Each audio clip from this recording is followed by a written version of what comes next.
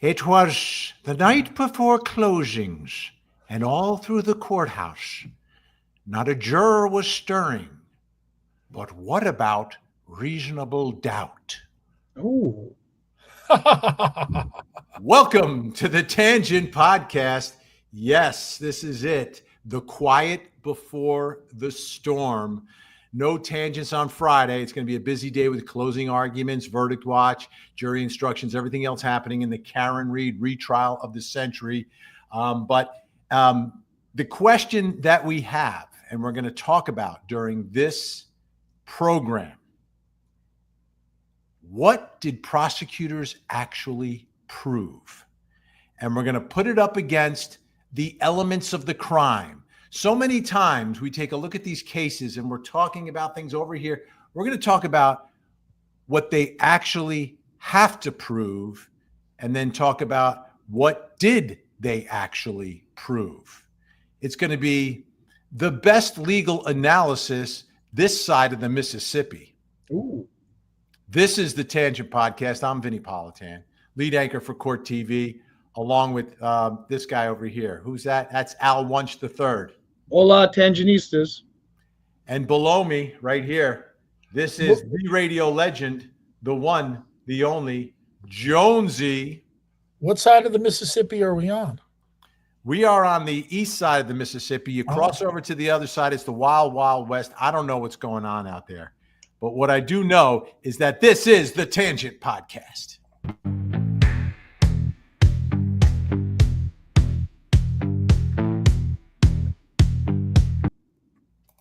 It's Vinny and the Tangents, True Crime Podcast.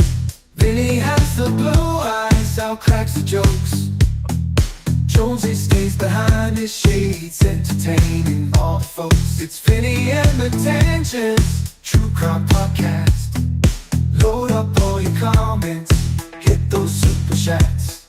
Let's go smash that like button, so we can all have a blast. Vinny, Al, and Jonesy on the job. They're the Sugar Hill gang of true crime. They're telling stories of days gone by. They take crime and turn into a good old time. It's Vinny and the Tangents, True Crime Podcast. Welcome on this Thursday, closing argument eve. This is a huge day as we talk about what did prosecutors actually prove in the Karen Read retrial. It's been 31 days of testimony, evidence, exhibits, et cetera, et cetera. And like I predicted, the defense said we've got 2 weeks, maybe a week and a half, and it ended up just being a few days, and then no rebuttal case from prosecutors. A little surprising they didn't get the last word in, or get the last word in the arguments. But here we are. Let's start with the big picture answer to this question. What do you think prosecutors actually proved here, Al? I think they proved manslaughter. Okay. I do think that they have a solid case on that, and I think base of it that it will be based on her statements. On her statements, the clips. Yeah. The clips where she talks about, could I have hit him? Could I have clipped him? Right. You know what? Because right there, that demonstrates that there was some sort of a knowledge, okay, but maybe not a complete knowledge. I'm very surprised that I'm surprised at two things. I'm surprised she didn't testify. I think that was something that needed to be done, because I think these experts are going to cross themselves out, and it's going to be based on the other testimony. I don't think the experts are going to hold as much of a key in this thought process, in this deliberation in the end. I think they're going to say, you know what, 6 of one, 5 of one, half dozen of the other, it doesn't matter. Let's talk about the testimony that we heard. And that's where I think the problem is, because they didn't do anything to counter her statements. And that is going to be something I think is going to come back to haunt them. I think that if she had taken the stand and, been able to explain that, this is what was going on at this time, and, I was not completely clear. I was, so upset because of this, and this, that would have humanized her. Yeah. in light of what she was putting out there. And I know everyone jumps down my throat about this, but that was a stupid move. And I don't care what was the thought. I don't care why she was doing it. It was not a bright move under the circumstances. And I do think they needed to counter that. Yeah. Jonesy, big picture here. What are you taking away at this moment about what prosecutors actually proved inside that courtroom? Beats the hell out of me, Vinny. Oh, well, you're right with the first jury. You're right with the first jury. There's nothing wrong with that. There's absolutely nothing wrong with that. Here's the way I want to approach this, right? So we kind of got a flavor for it. I want to put up here because second degree, red room. Commonwealths must prove the following elements. So this is what they need to prove beyond a reasonable doubt, right? You don't have to prove every fact of the case. And sometimes juries don't understand that.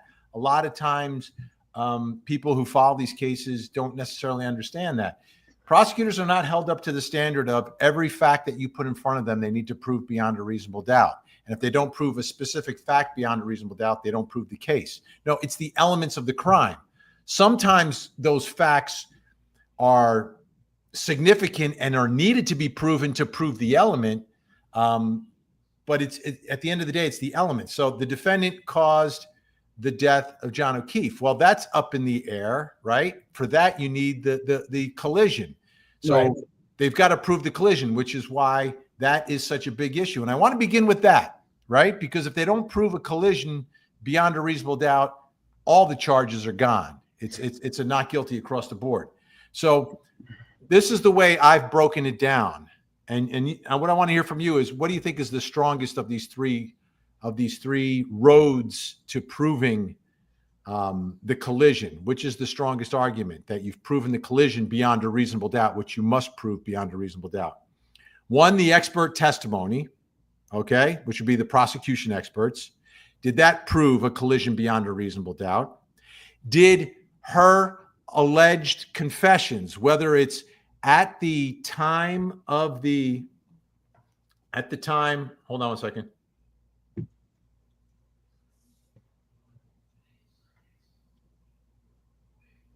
Just checking, just getting an email from work. Sorry, text message. No problem.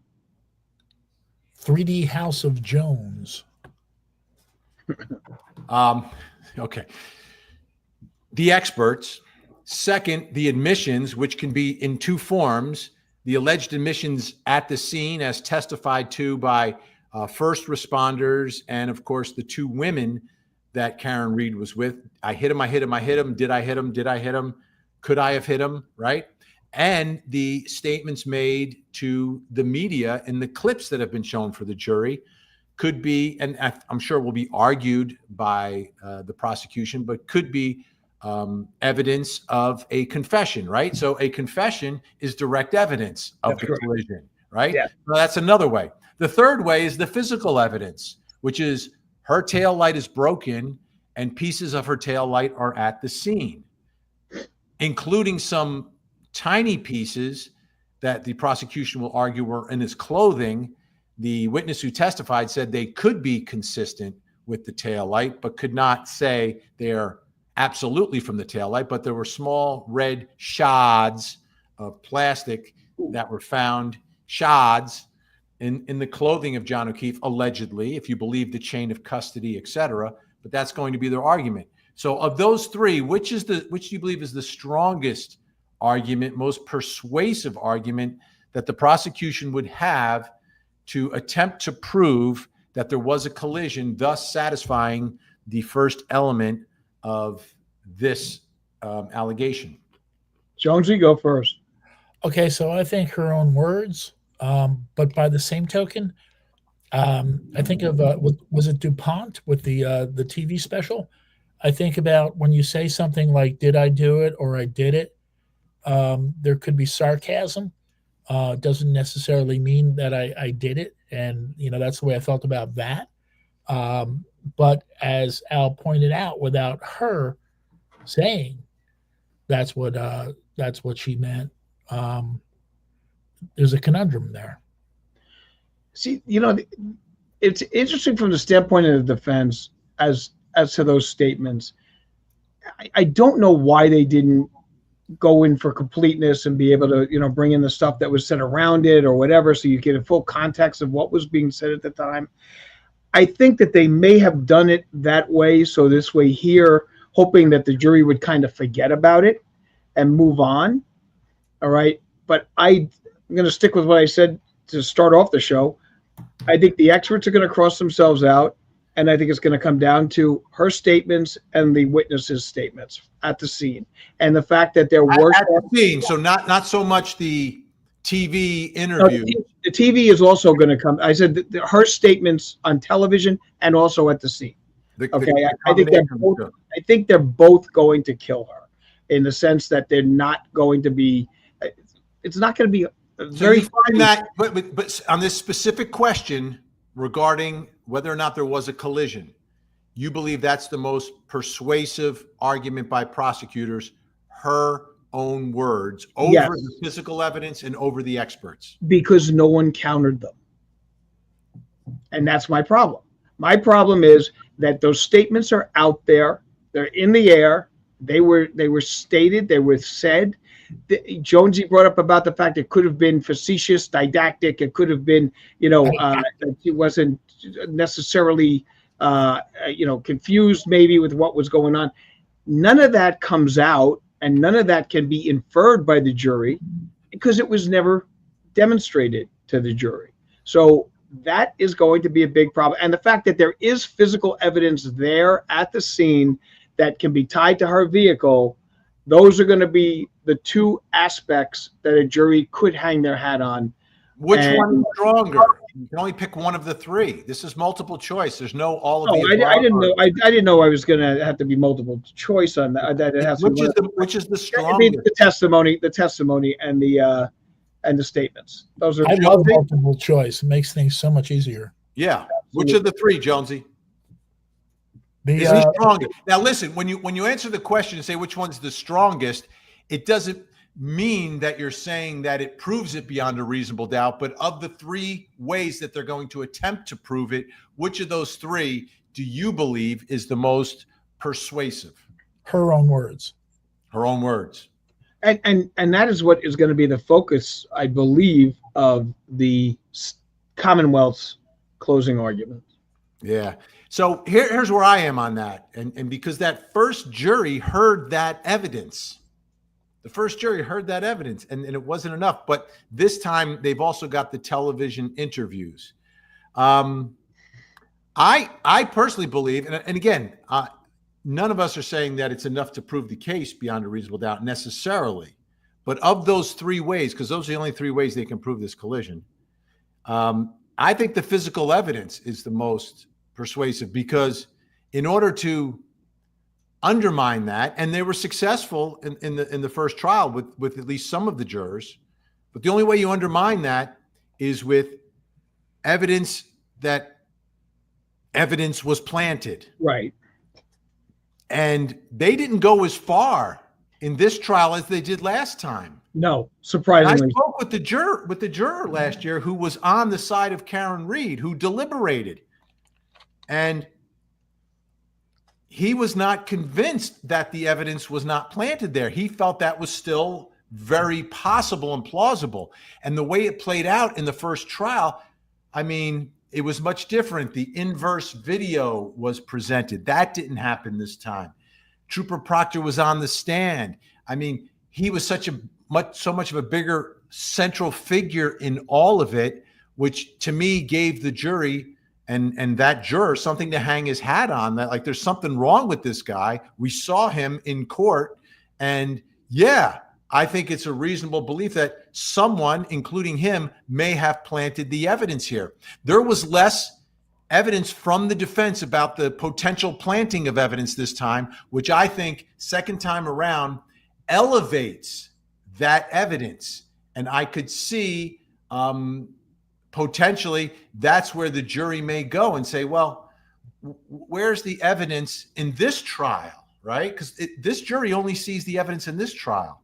And I just don't think that it resonated the same way it did first time around about just how ridiculous a lot of the things that Proctor did and said, and the timeline, even him, like, because he got cross-examined about changing the time of when he seized the vehicle, and it just played so much larger first time around. Like, some of that evidence kind of got in the back door a little bit. It doesn't have the same weight as it did in that first trial. So I think when you look at the three ways, it's the physical evidence more so than her words or the experts. I think the experts, I agree with you, Al, I think they're in third. I think they're in third. I don't think prosecution is winning battle of the experts. They need to, if they're going to prove this beyond a reasonable doubt, the causation, which is the collision, it's going to be either a jury believing that she confessed beyond a reasonable doubt, or believed that the physical evidence, there was no other way for it to get there, that there wasn't any proof of the stuff being planted. Not like last time. Like, you have to be honest in looking at the way the case, there are parts of the defense case that are stronger second time around, but this part is not stronger. It's weaker. It's interesting that they really did. They put the brakes on the whole conspiracy theory and everything along those lines, which, you know, as you pointed out, that had some street cred at the time, and that had some that gave the jury cause for pause, and that's what you always want to do when you're the defense, is to give them a cause for a pause in what they're thinking, and that wasn't done. And it's very surprising to me that they had been so keen on that whole aspect of the conspiracy, and everyone who was putting their little comments out there attacking me they're all in on it. Like about that everything is a conspiracy, and that this whole thing is fabricated. It was put together, and it's that the judge is in with this one and with that one and the other one. And that is every one of their defenses that they bring up is conspiracy, and the defense didn't use that. The defense is not using it and that's what is resonating with the public. It's 80 to 90% of the public is Karen Reed not guilty. But the public, a lot of the public, maybe not all of them, some maybe just came in for the second trial and they don't know everything, but the public saw the first trial. The public knows all the other evidence, but some of that didn't make its way into the second trial. And there's got to be a realization by everyone that the second trial was much, much different. I want to get to the second element. That's the first element. The second element is multiple choice, A, B, or C. It's clearly not A or B, because the prosecutor said it in his opening statement. This is not about she intended to harm him. She intended to him, as in A and B, but it's C, intended to do an act which, in circumstances known to the defendant, a reasonable person would have known created a plain and strong likelihood that death would result. And here we're talking about throwing the SUV into reverse and basically gunning it up to 24 miles per hour, knowing that someone just got out of your vehicle. And that's enough for that. And that's enough for second degree red rum, which is crazy. It sounds more like manslaughter, but that's what it is under Massachusetts law. This is what they have to prove. Now, would a reasonable person know that by backing up, it's creating a plain and strong likelihood that death would result? I would argue no. Well, because he wasn't behind the vehicle. No one is saying he's behind the vehicle. If he's directly behind and it's a center body mass strike, yes.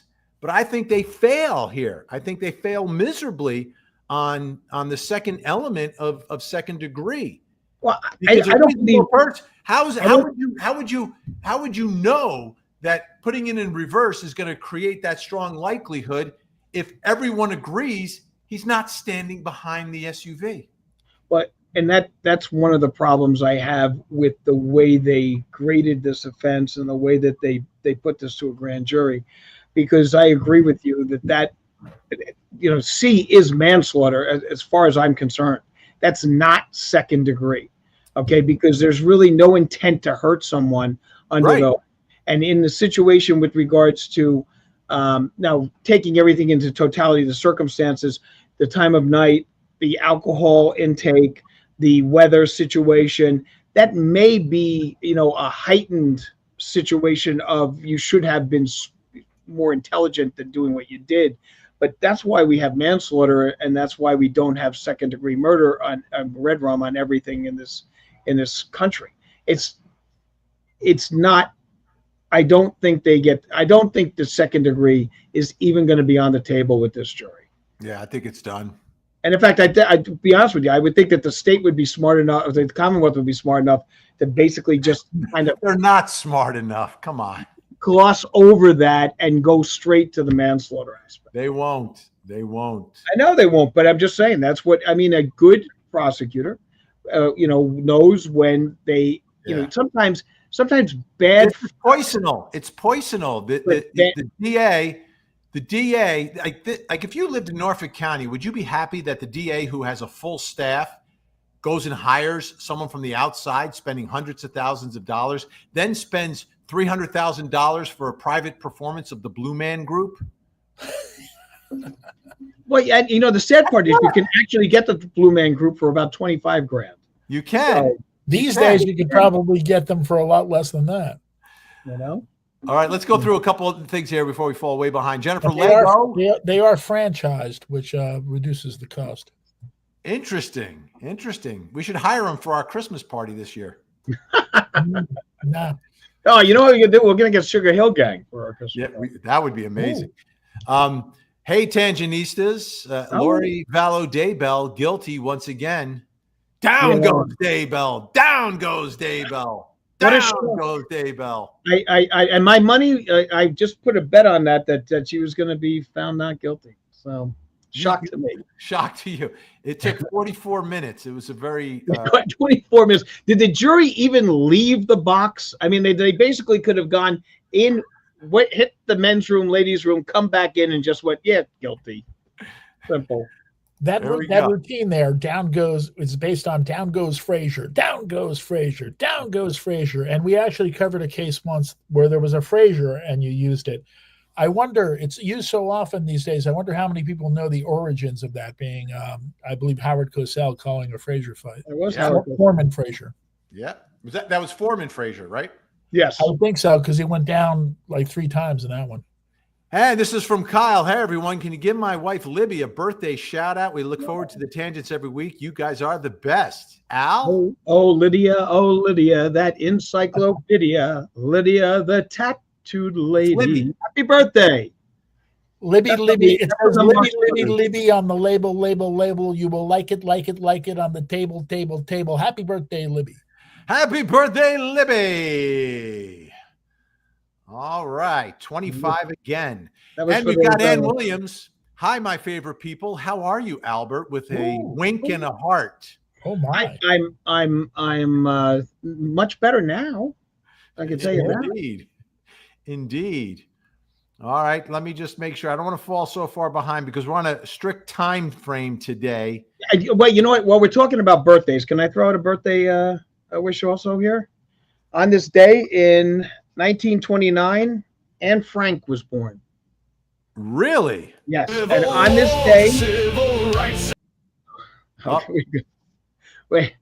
So if we brought a birthday wish up, I just want to let her know that she has the same birthday as Anne Frank. And also on this day in 1942, Anne Frank got her diary as a birthday present.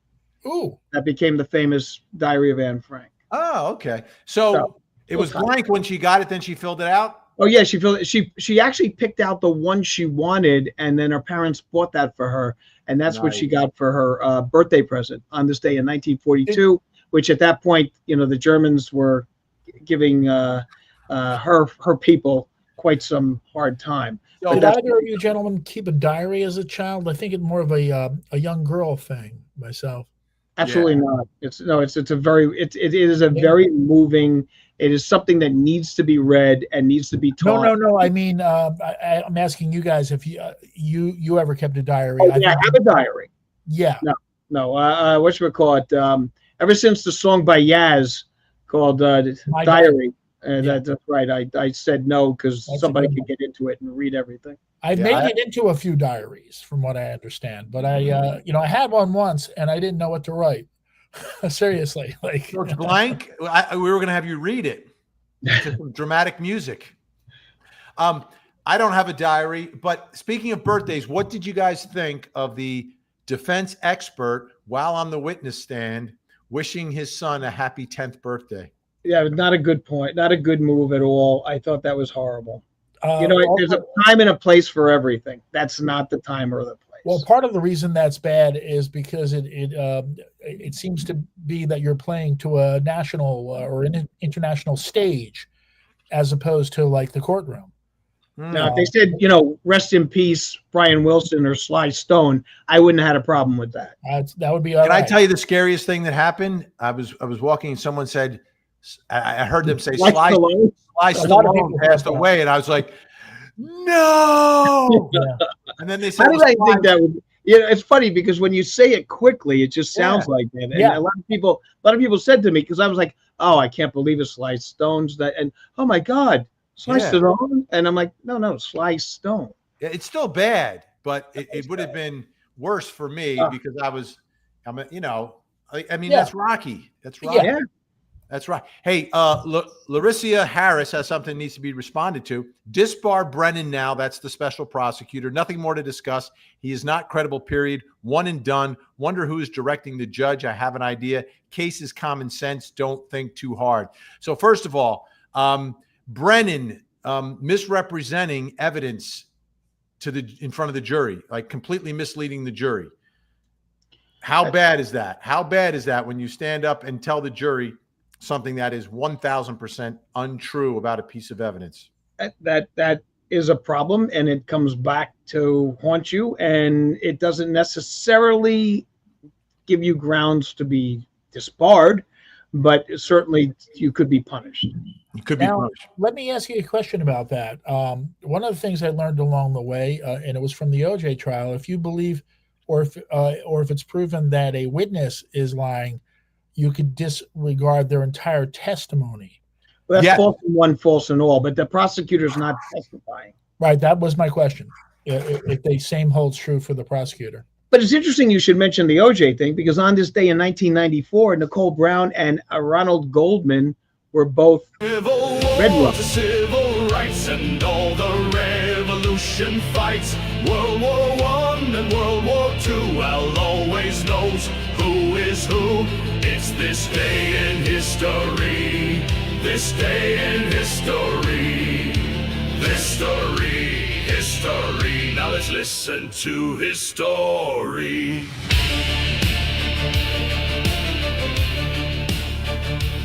All right, folks, we're going to go through it real quick because I know we don't have a lot of time, but June 12th, we're going to do our Revolutionary War Day in history, since this is our 250th anniversary of that. 1775, the first naval battle of the Revolutionary War took place in Maine at the Battle of Margaretta. Colonial ships were, not really, we didn't have a strong navy, so these were actually privateers that attacked a British ship, conquered it, and took all of its ammunitions and munitions out. So it's the first naval victory in U.S. history. Going to true crime history.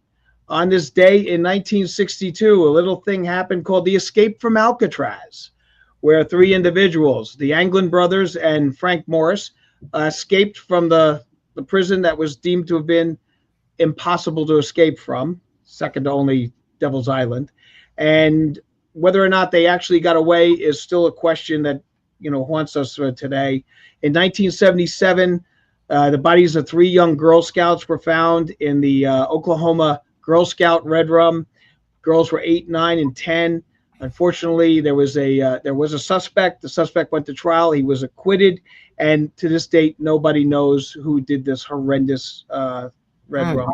Unsolved. 1994, Nicole Brown and Ronald Goldman were murdered in California, Red Rum in California. And in 2016, the Pulse nightclub massacre occurred. 49 people were red-rummed and countless others hurt. In history, okay, 1963, Medgar Evers was assassinated in Jackson, Mississippi by a white supremacist. And something I know Vinny is always happy to hear about, 1987, the line, "Mr. Gorbachev, tear down that wall." Ronald Reagan made his speech, and then shortly thereafter, the wall came down of East Germany. And I went over there for that. It was an incredible situation. I had actually been to East Germany when the wall was up, and good old Checkpoint Charlie and everything. And it was just an incredible situation. What I don't know in the timeline of things, I don't know if he said that before or after he called my dad to appoint him to the federal bench. All right. Well, this was 87. So when did your father get appointed? It was right around, it was right around 87 that he got the call. Okay. So, all right. Well, this was June. So if your father got called before June, and the answer is no, if it was after June, then it would have been yes. And so those are our history facts. As I said, Anne Frank's birthday is today. Sal, do we lose Jonesy? Oh, say what? Oh, okay. I think I froze here for just a second. Oh, I have two comments. First of all, the Goldman Simpson red rum. The next morning, I called in to tell my boss I was going to be late, and she said, did you hear the news? And I'm like, yeah. She said, this is going to be our life for the next year. She was wrong. It was our life for the next, 3 years or 3 years, because it went from all the pre-trial to the trial, which took a year, to then the civil trial afterwards. It was some story. Kay, thank you so much. Anticipating the verdict. Go ahead, Jonesy. What was number two? Number two is Al. You probably don't realize it because you were hosting the moment, but the entire time you did the first part of your history, Vinny was doing the Macarena dance on screen. Yeah, because he mentioned the Macarena, didn't he? It was the Battle of Margareta. Oh, I thought you said Macarena. No. The Battle of Margareta in Maine, good old Maine. All the reconstruction shows it's impossible that John O'Keefe would end up between the mailbox and flagpole. Trajectory and velocity do not lie. Here, and this is why the defense experts did the center of mass experiment at 29 miles per hour. I was trying to figure out why. I still don't know why they did it at 29. They should have done it at 24. But that's when they actually showed what it would take to send someone flying. So that's a great line by Kathy. Trajectory and velocity do not lie. That's like a closing argument kind of thing. Yes. Ladies and gentlemen, trajectory and velocity. Trajectory and velocity. Who is that? That's what you got? You ever see Witness for the Prosecution? No, I have not. No. It's a very, very famous old movie, and the attorney, for the defense would talk like this. No, it's almost like Winston Churchill. Ladies and gentlemen of the jury, velocity. He sounds soused. Well, I will tell you this: when you go to the courts in the English system, they all head at lunchtime across the way for a couple of pints before they go back to the courthouse. And that includes the judges and the barristers. Yeah. And they're all over there and they're drinking up a few pints and then they go back in and finish the case. I could see Al practicing in England, but his teeth are just too straight. Yeah, no, that's the problem. And that would be...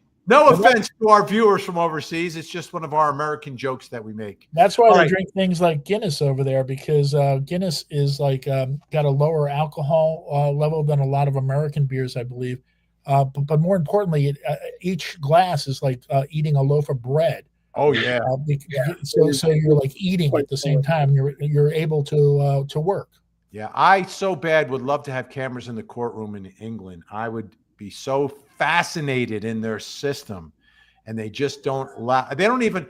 Sometimes there's some cases where you can't even report on what's happening in the courtroom. Yeah, no, it's sad because it would be fascinating. There's some great true crime cases there, and the wigs, the pageantry, the accents, everything would. Oh my goodness! I don't know if an American audience could handle that. Actually. Oh yes, we could. We would love it. You think so? Yeah. Witness for the Prosecution is a great old 1930s movie to watch to see that, but also a fairly recent movie called Denial, which deals with a battle on defamation. Is very interesting to watch. Battle on defamation. That's the denial of the Holocaust. Oh, okay. Because Johnny Depp lost the defamation case over in the UK, but won here in the States. Nationally, 66 points this out. This is amazing, right? April 1st, start of the trial. Friday the 13th, it all ends. Wow. Wow. There is something to that. Thank you for pointing that out. That's pretty amazing. That's pretty amazing. Okay, we are current. By the way, folks, we have an updated video on this, but we have great merch in the True Crime merch shop. Hey everybody, I've got something for your body, You can wear it by yourself or with Frankie Valli. It's True Crime merch from Vinny Originale. It's True Crime merch. It's True Crime merch. It's True Crime merch from Vinny Originale.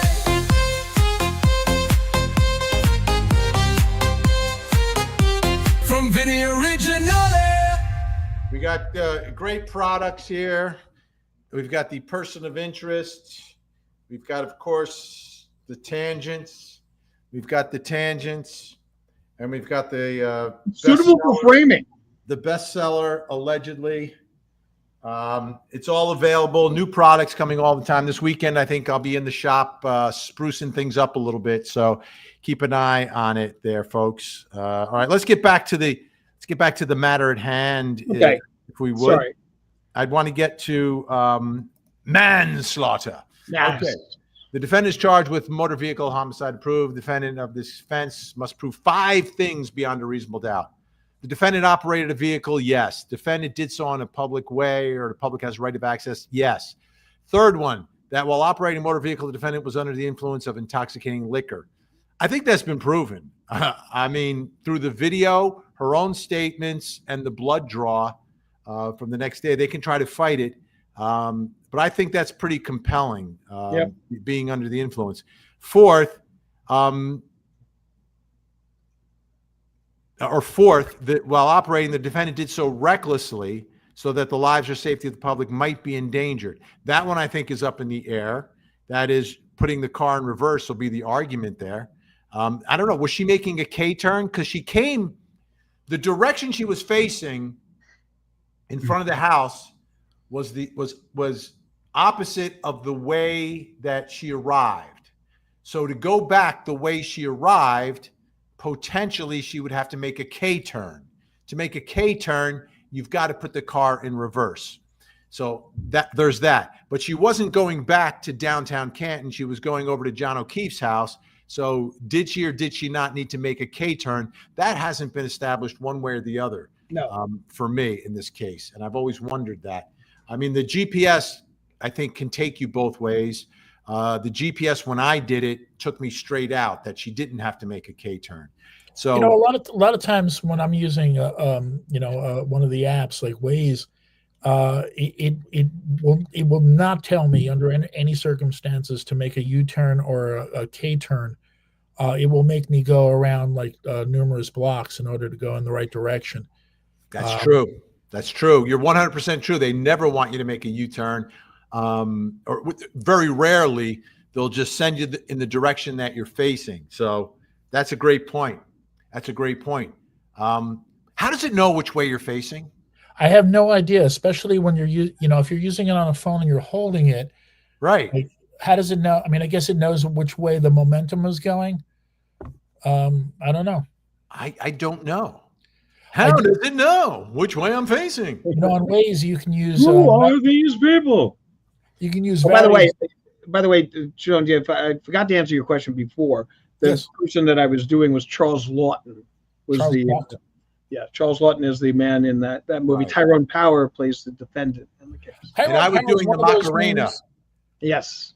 Tyrone Power is one of those names that, like, super famous, but I don't know anything about him. I would not be able to pick him out in a lineup. Well, the movie is directed by Billy Wilder, and Billy Wilder was a survivor of the Holocaust. Was he really? Yes, he was. So I want to point this out on the fourth and fifth element here, because the fifth element is the causation again. That goes to the collision. I think the fourth element is also dependent upon a collision.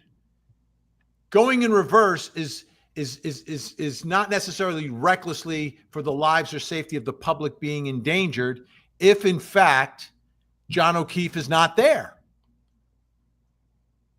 Like putting a car in reverse is not endangering people. No, not in itself. I mean, but if there's a collision, then arguably, yes. So it all comes back again to the same thing. Like the key to the whole case is the collision. And it's the most difficult thing for the prosecution to prove in this case. But if they prove the collision, then I believe they get this easily. And that's why I don't know why they did not counter her statements. Right. I mean, and they didn't do a great job of knocking out the statements that were allegedly given to the rescue workers at the scene and her friends and things along those lines. That is going to be, I'm telling you right now, the experts, no one is going to be focusing. No one's winning that? No one's winning that. It's here's the difference, though. Here's the difference. The prosecution expert didn't do any sort of reenactment or action reconstruct. He did the blue paint experiment and specifically said he couldn't try to recreate what happened. And by not being able to recreate what happened, do they fall short? Potentially, I think. But I also think there are pieces of what the defense expert did that the prosecution can cherry pick. Well, and I know, and I wasn't able to hear all of it because I was in court today and just got back here in time. But I know that there was something that was going to be kept out. One of the experts in the defense side, one of their, She couldn't testify that it was a dog. She could testify it was an animal. The marks. Well, so that was exhibit KKKK or something like that. I don't know. I know there was something I thought that was done. I think it was something. Exhibit KKK. I know. I'm glad it was 4Ks. It was 4Ks, and because 4K. it was not the KKK took my baby away, which is a great Ramones song. It is. But there was something in the accident reconstruction that is not going to be given to the jury, that they denied it into evidence. I don't know exactly what. I was trying to find out. As I said, I was coming up from Atlantic County earlier today. Oh, okay, gotcha. What exit is that? There was 36. Oh. So, and then, one of the things that, I hope we can get a little bit into, I know we don't have a lot of time, but is the jury instructions and, what is going to be told to the jury and things along those lines. What's going to be told to the jury are the elements of the crime that we're doing. And that's we are doing that. But I'm talking about also with regards to how you put weight on certain evidence and things along those lines.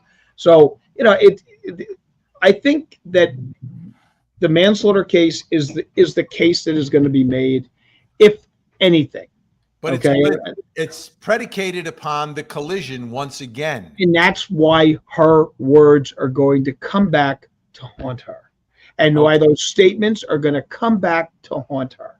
And that is why I do not understand why they didn't go into the conspiracy thing and say that all these people were doing this because they're all in cahoots to try to pin it on an innocent woman. It resonated with 3 jurors last time. You know what's kind of interesting about that is, what you're referring to is something that happened before the court, as did the alleged crime and all that, right? But it's something that the 3 of us would have immediately, before the trial even began, say was a mistake by the defendant to do a television interview in the first place, to get out there and put things on record. That's just basic. It's basic, simple as that. No, Well, I do believe, and I'm not sure. I mean, with the access that the documentary crew had, I'm wondering if there was some level of payment for that to help that's always a fund that the that that defense. generally there is. I mean, usually you don't go on if you're trying to raise money for your defense. The last thing you do is go on for free. So And I always thought like in a news situation, it's unethical, right? Well, it's a documentary. But if it's a documentary, then it's ethical. you can do what you want. Yeah. Yeah, but don't forget that ABC funded that woman down in Central Florida. They gave her $250,000, and she gave the money to Jose Baez, her attorney. And that, like I said, when you are looking for money, Or TV never pays. Correct, Al? We've never paid you a dime. no, believe me, do I know they don't pay. And if they do, they offer you a third-party post-dated out-of-state check, which is very interesting to try to get that cashed at any place that's not owned by a guy named Rocky or Vito is very, very difficult. I used to get a check from Court TV every 2 weeks. Yeah, well, I thought we got paid weekly, very weekly. I still got it. Michael Donahue. Why did I say it like that? Michael Donahue. Come on down. Michael Donahue. They proved that his phone never moved from that spot. If he went in the house, it would have shown steps back out to where he was left in the snow. So Mikey D is very compelled by that piece of evidence, the Apple Health data showing the steps. There are 36 steps, but where were those 36 steps? Were those in and out of the house? Were those in the house, or were those pacing back and forth? But if you believe Ian Whiffen, the expert, then the phone never gets into the house. His opinion was it never got into the house. Some of his graphs, though, with the circles did include the house. But Michael, thank you so much. Great point. And my guess is that will be a huge part of the prosecutor's closing argument on Friday the 13th.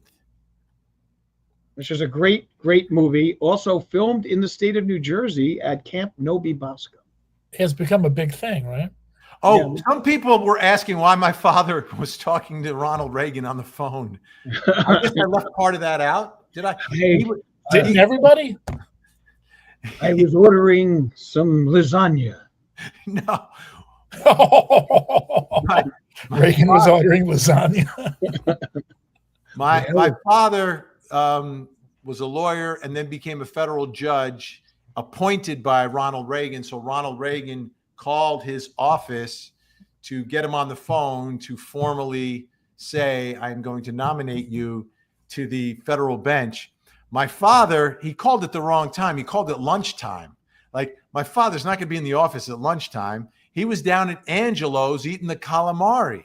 And Lyndhurst. He had Belmont. You can't go wrong with Angelo's and Lyndhurst. Still there, by the way. Still there. Angelo's not. He was a great man.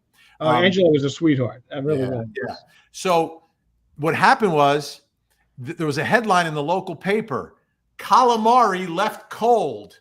And then it told the story of how my father's secretary called Angelo's. Then my father got in a car. He drove back to the office and then had to call back the White House to talk to the president. By the way, the mayor at that time was Mayor Gaida, and he just passed away. Oh. And by the way, that's the only time my father has ever left a plate of calamari. Ever. More importantly, this joint was in Lyndhurst? Yeah, that's where my father's office was in I'm Lyndhurst. surprised I don't know it because I grew up in Kearney, which is 15W. Angelo's was there forever. It was the place to go. All the mockers of the legal world in that part of Bergen County all ate at Angelo's. My father ate there 3 times a week. Come on. He went there, he went to Maschio's, and he went to one other place. I forgot the name of it. Every day. Tavern, perhaps? How about the Castros in Newark? He was always usually in Bergen, always in Bergen. All right. 1 second, folks. We've got something really important to do here. Oh. Let me just track this down, track it down. Oh,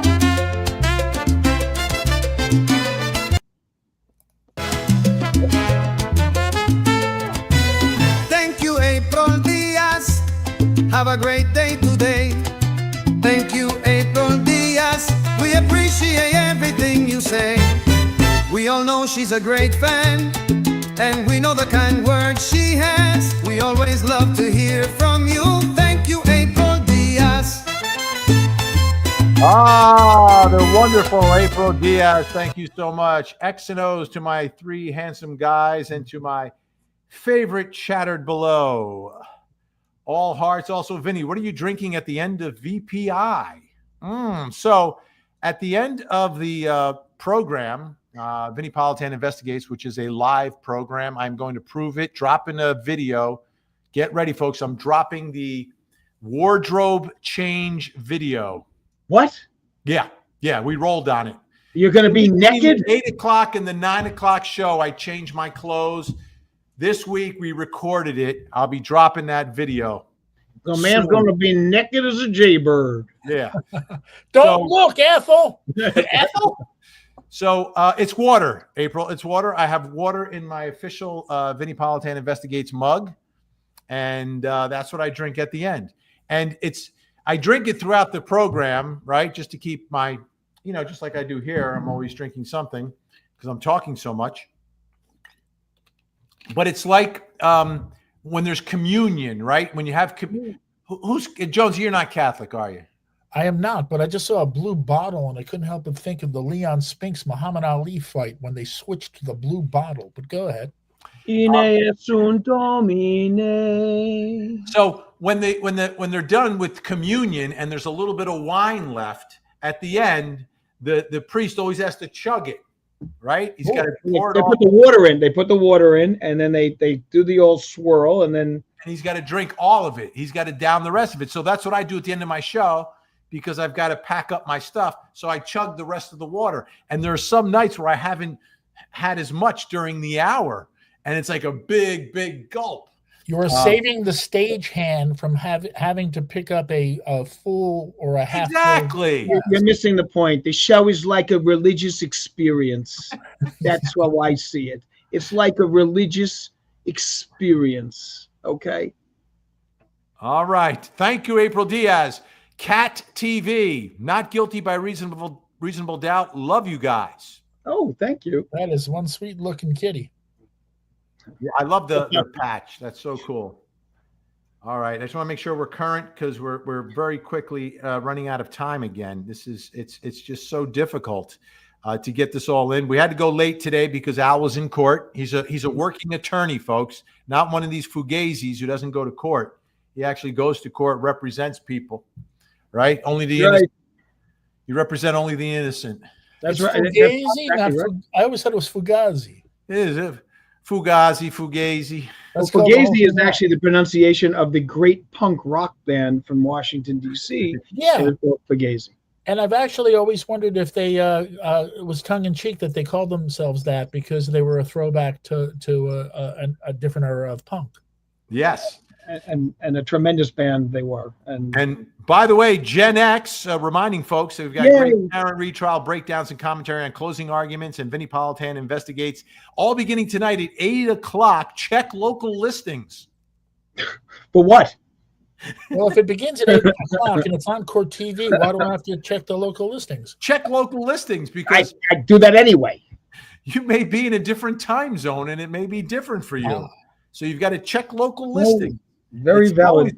It's always important. And a big thanks to Gen X, of course, part of our amazing #1 mod squad. Order in the chat. Order in the chat. Don't dare attack. We've got order in this chat. The mod squad is on the job, helping us to keep it clean. The mod squad is on the job, always so nice and never mean. All right, big thanks to Gen X, Frankie Figs, Jennifer Sube on the YouTube, and Ashley Bouchard in the Wild Wild West of Facebook. Thank you so much. Oofa. All right, Johnny Knoxville, Daniel Wolf from ACA was outstanding. Easy to understand. The doubt is obvious. Ooh. So, all right, you said it's going to be. So you don't think the defense can win the battle of the experts? Because I don't think either side. I think the experts are going to be. Oh, wait, Al. I didn't finish my question. Objection. Let me finish my question. Objection overruled. Oh, thank you. It's supposed to be sustained, Jones. It was the first thing that came out. I just wanted to make a ruling. I won. You ruled for Al. Yeah. So thank you. That envelope will be back where it always is. But the question is, Al, in a battle of the experts, technically, don't the defense experts just have to raise a reasonable doubt, not actually prove it? Just make it a reasonable explanation. Except that the problem is going to be, as I said before, everything that comes down on the experts is going to be the bada boom, bada bing, bada bang, and it's going to cross out. I don't think the experts are going to sweat, even though from the standpoint that I agree with you, I think that the defense did an excellent job with the use of their experts. Excellent. Okay. And I think that they were able to punch holes in that, but it comes down to what the jury is going to be fixated on. Right. And as far as I'm concerned, admissions are great fixation tools. They're splendid. Okay. And there are a vast number of them in this case. Okay. Enough to hang my hat on if I'm looking to try to convict. And I'm not saying that I agree that she should be. I'm not saying she shouldn't be. I'm saying that if I'm sitting in the juror's box, the experts is mumbo jumbo, paid. They dance with the one who brought you. The words and the deeds. That's where I'm going to be hanging my hat. Words and deeds. The Al Lunch story.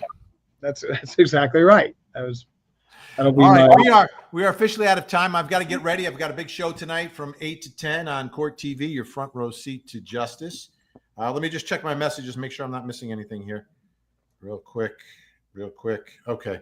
Always have to check. Things break at late in the day. So Al, where can folks find you if they're looking for you? I know a lot of people were very upset I was not on closing arguments last Monday. I will be back on this Monday. I had a charity celebrity golf outing, and I shot 2 over par. So. And what'd you do on the second hole? But I was able to get it. At the end of it, I was able to get it in that windmill, so I got a free game. Fantastic. Joe, where can folks find the radio legend? Wait, one first. Hasta la vista, Los Angeles. I'll be DJing live at a place called Ghost Hawk Brewing across from Rutt's Hot Dogs in Clifton on Saturday from 6 to 10 p.m. Nice early show so you can be home on time for the honeymooners. Another reason why I hate being stuck out of Jersey days like this, Jonesy, where we would head over. We would be there. Who'd stop us? Couldn't stop us. All right, folks, you'll see me on Court TV tonight, 8 o'clock, every night, 2 hours of live true crime. We got a lot to talk about tonight. Thank you for watching, and say goodnight, Jonesy. Good night, Jonesy.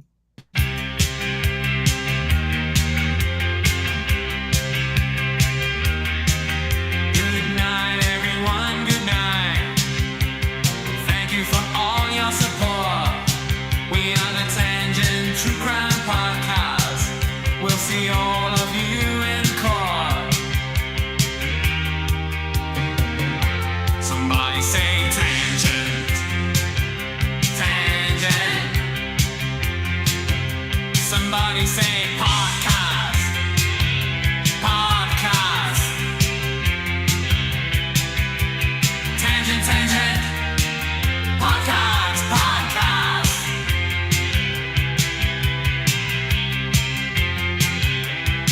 This is the Tangent Podcast. Good night, everyone. Good night. Thank you for all your support. We are the Tangent True Crime Podcast. We'll see all of you in court. Somebody say tangent.